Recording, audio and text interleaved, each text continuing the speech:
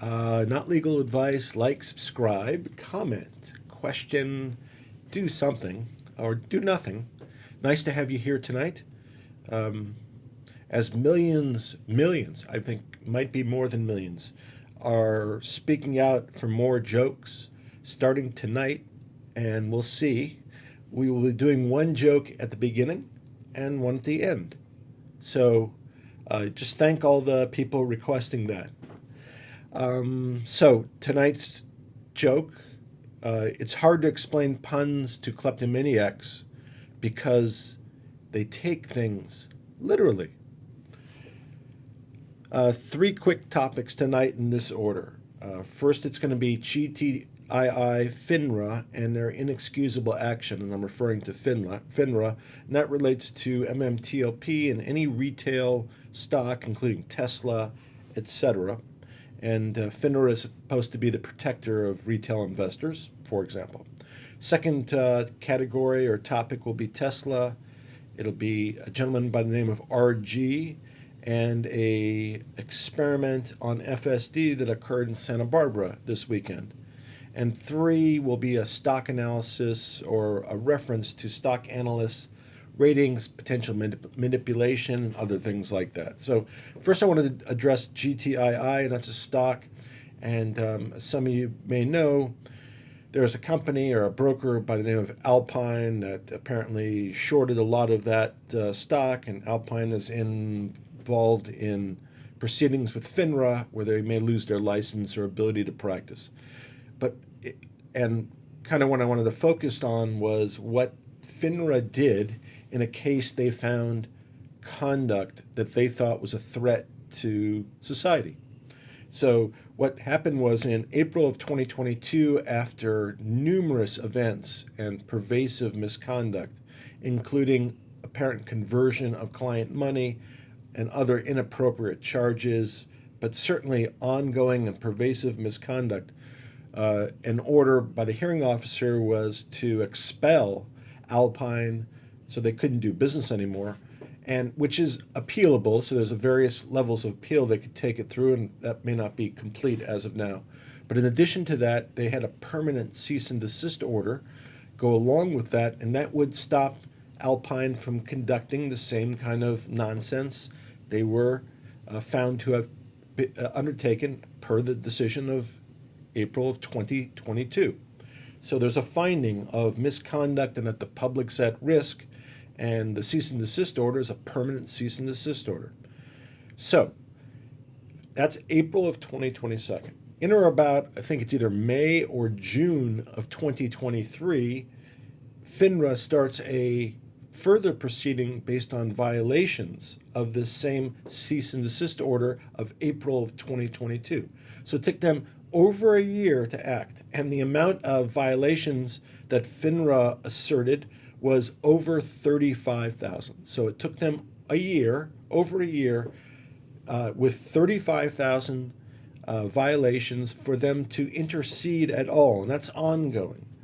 But that was a matter they had already made a determination the public was at risk. They had found, in essence, criminal misconduct by Alpine or equivalent, and it still took them a year to try to intervene. So we have heard the MMTLP case and concerns about Finra's intervention, and here an inappropriate intervention. And here we have a case of Finra's inappropriate lack of intervention, because they knew that the public was at risk and being ripped off, and they still let at least 35,000 violations occur without excuse to this point in time. So I find that just inexcusable, and that's what Finra is doing. So to the extent you see firms that have been penalized or ongoing efforts, you should report and put pressure on Finra. And one way, in fact, that this could have been handled, or a suggested way, would be in April, if Finra believed that public was really at risk in April of 2022, when they found this misconduct, issued the cease and desist order. They should have ordered a third party, a receiver or something equivalent, to stand in the shoes of Alpine, conduct their business, open up the books and records if they wanted to continue. And that would have protected the public. They have elected not to take that type of path, and to this point in time, as far as I know, have never made that request. So I just don't understand it, and it's confusing to me if they are really seeking to protect the interest of the public, their lack of action in this particular case. So that's topic number one. Topic number two, it's about Tesla and a event that happened in Santa Barbara recently involving full self-driving FSD. And there's a gentleman who lives in Santa Barbara. I think he lives in Santa Barbara or works there, who's, I believe, is involved in some form of the automobile business, which is in seeming conflict with full self-driving. Or at least that's been the allegation that I've heard, and I've seen evidence of.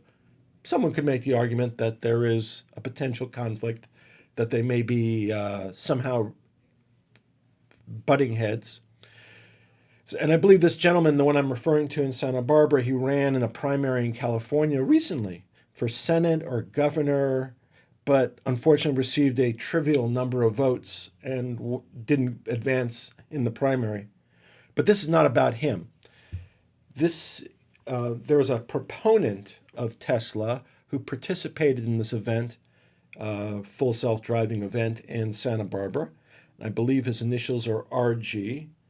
And I believe he's a fund manager. He's seemingly a smart gentleman. He usually acts with, is active, confident, enthusiastic.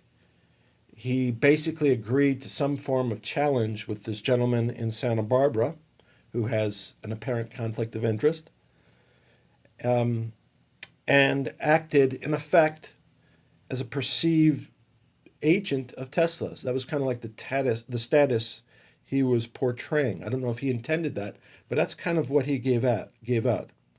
But I have to be honest, so if in fact that RG, either Tesla or Elon, gave you authority to engage in this fiasco, you should come public about it and be upfront.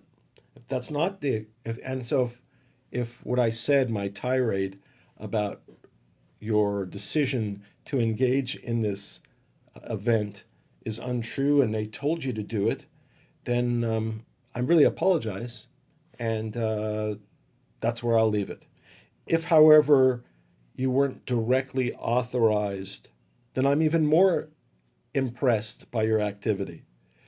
The amount of self-importance that one would need to feel for oneself to unilaterally act as an agent of Tesla is astonishing and really impressive. I'm pretty certain that before I learned of your event's outcome, I tweeted sarcastically, "What could go wrong?" So I didn't understand why do it. Even if it went perfectly, the person you were engaged with wouldn't change their opinion because they had a financial interest, amongst other reasons, not to. And as you knew beforehand, any deficiency is going to be overplayed because we've seen that story before. We've seen that playbook. You're a smart guy. You knew that that was going to be the outcome no matter what happened. So what about all the shareholders of Tesla? What about your own shareholders? Did we authorize you to represent us and represent the Tesla label? I really found your actions inappropriate and misguided. But I wish you well and good health. But please think about it next time and maybe speak to somebody else and let somebody counsel you before you make these kind of decisions that might be more impactful than you think. So last but not least, and this might relate to the second one indirectly too, are stock analysts. And I used to now when I hear any media, I have some doubt, and I'm very, very concerned about the accuracy of things I read. And one of the areas I go for first is to see who the owner is of the particular publication. Because a lot of times that will decide what the view presented will be. So I used to look at and did recently. Tip Ranks has a list of various analysts that make stock picks, and I think it's literally in the thousands. And I looked through them and I looked through ratings and what they predict, and a lot of them, I'd say most of them suck, to be honest. I do like some analysts, like Dan Ives, Gary Black, for example. I think they're both very good analysts, but most I believe are pretty poor. That's just my opinion. It may not be true, but that's just my opinion. We don't know, for example, how many are privately sponsored. Often, for me, there are downgrades, upgrades seem to be inconsistent with each other. Sometimes you might be a downgrade, but a price increase, and a lot of it doesn't make sense. I often wonder, in fact, if it's not them analyzing the stock, but making the stock price go up or down based upon a collective downgrades, upgrades, or other actions. So, when I think about it in those terms, it certainly seems like a form of stock manipulation. And I don't know whether their entities have positions in the companies they're making the upgrades and downgrades, and whether those companies act upon that information. I know they're not supposed to, but if they have access, it's tough to prevent that type of thing.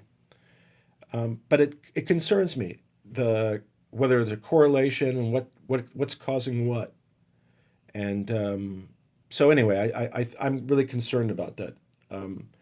Should these analysts be investigated by the SEC or DOJ for insider trading and stock manipulation? I don't know. I really don't know.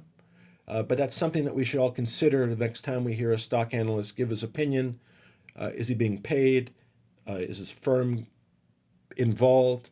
Or is it a direct and proper review?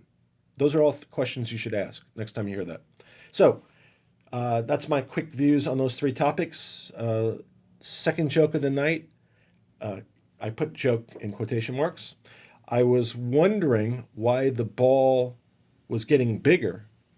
Then it hit me. Anyway, be well tonight. Have a good night. And hopefully I'll have something that is meaningful down the road. Take care.